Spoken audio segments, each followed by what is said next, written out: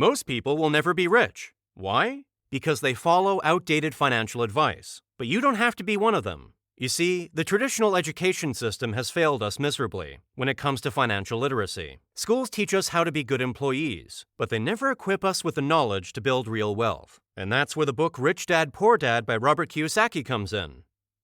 Welcome to MoneyWise Investor, your trusted source for financial information. Robert Kiyosaki is a self-made millionaire who realized early on that the key to financial freedom lies in understanding the difference between assets and liabilities. He had two fathers, his real dad, who was highly educated but struggled financially, and his rich dad, who was highly educated but struggled financially, and his rich dad, who understood the secrets of money that the rich know but the poor and middle class do not.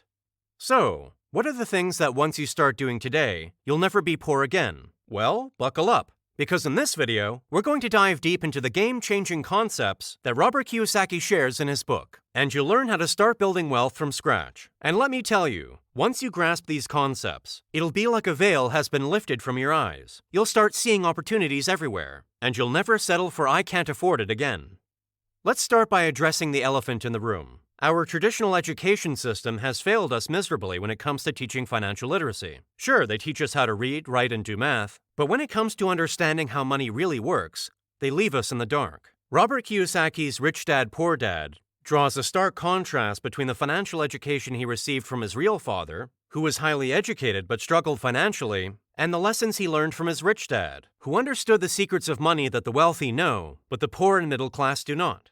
His real father, the poor dad, believed in the traditional path of getting a good education, finding a secure job, and working hard to climb the corporate ladder. He taught Robert to save money, live frugally, and rely on a steady paycheck from an employer. But as Robert soon realized, this approach alone was not enough to build true wealth. On the other hand, his rich dad understood that true financial freedom comes from understanding the difference between assets and liabilities, and how to acquire and leverage assets to generate passive income. You see, most of us are taught that a house is an asset, and a car is a liability. But Robert's rich dad flipped this idea on its head. He taught that a house, with a mortgage, and all the associated expenses, is actually a liability, while a rental property that generates income is an asset. This mindset shift is crucial because it changes the way you approach money and wealth building. Instead of just saving and living frugally, the focus shifts to acquiring income-generating assets and minimizing liabilities. Robert's rich dad emphasized the importance of learning how to make money work for you, instead of just trading your time for money. He understood that the wealthy don't rely solely on a paycheck from an employer. They create multiple streams of passive income through investments, businesses, and other assets. So, while our traditional education system may teach us how to be good employees, it fails to equip us with the knowledge and mindset necessary to build true wealth. And that's where the lessons from Rich Dad, Poor Dad come in. They provide a roadmap for breaking free from the cycle of trading time for money and creating a life of financial abundance. One of the biggest misconceptions that Robert Kiyosaki addresses in Rich Dad, Poor Dad is the idea that saving money is the key to building wealth. Now, don't get it wrong, saving money is important, and it's a good habit to develop, but it's not enough on its own. You see, the true path to wealth lies in understanding the difference between assets and liabilities, and how to acquire and leverage assets to generate passive income. Let's break this down. An asset is something that puts money in your pocket. It's an investment or a source of income that generates cash flow for you. Examples include investment properties, businesses, stocks, bonds, and other investments that generate income. On the other hand, a liability is something that takes money out of your pocket. It's an expense or a debt you have to pay for. Examples include your personal residence with a mortgage, car loans, credit card debt, and other expenses that drain your income. Do you see the difference? It's all about cash flow. The wealthy understand this concept, and they focus on acquiring assets that generate passive income for them. They don't just save their money. They invest in assets that will continue to generate income for them even when they're not actively working. For example, let's say you have $100,000 saved up. You could put it in a savings account and earn a measly 0.5% interest. Or you could use it as a down payment on a rental property that generates $1,500 in monthly income after expenses. Over the course of a year, that rental property would generate $18,000 in passive income for you, while the savings account would only earn $500 in interest. We're not saying you should never buy a personal residence or a car, but you should understand that these are liabilities, not assets, and you should strive to acquire assets that generate passive income to offset these liabilities.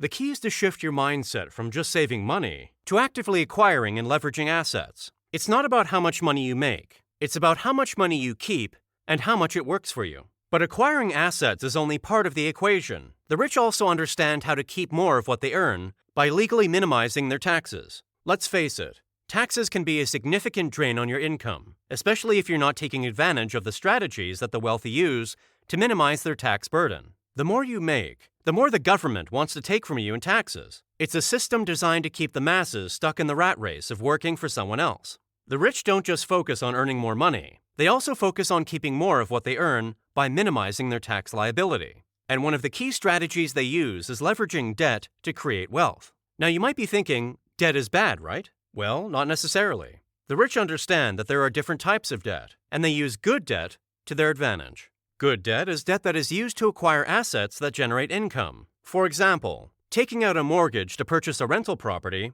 is considered good debt, because the rental income can then be used to pay off the mortgage, and you'll also benefit from the potential appreciation of the property over time. On the other hand, bad debt is debt used to acquire liabilities, like a car loan or credit card debt. This type of debt doesn't generate any income for you, and it's a drain on your resources. By leveraging good debt to acquire income-generating assets, the wealthy are able to take advantage of tax deductions and credits that reduce their overall tax burden. For example, let's say you have a rental property that generates $20,000 in rental income per year. You can deduct expenses like mortgage interest, property taxes, insurance, repairs, and depreciation from that income, which can significantly reduce your taxable income. Additionally, the wealthy often invest tax-advantaged accounts, like 401ks and IRAs, which allow them to deter taxes on their investment income until retirement.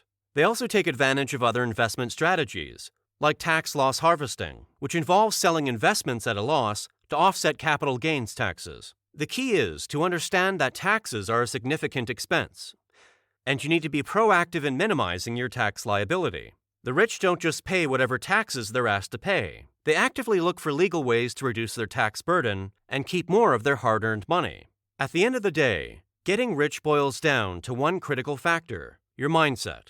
You have to be willing to challenge conventional wisdom and start asking a different question. Let's know this from you. How many times have you wanted something, whether it's a new car, a dream vacation, or a fancy gadget, but immediately dismissed the idea because you thought you couldn't afford it?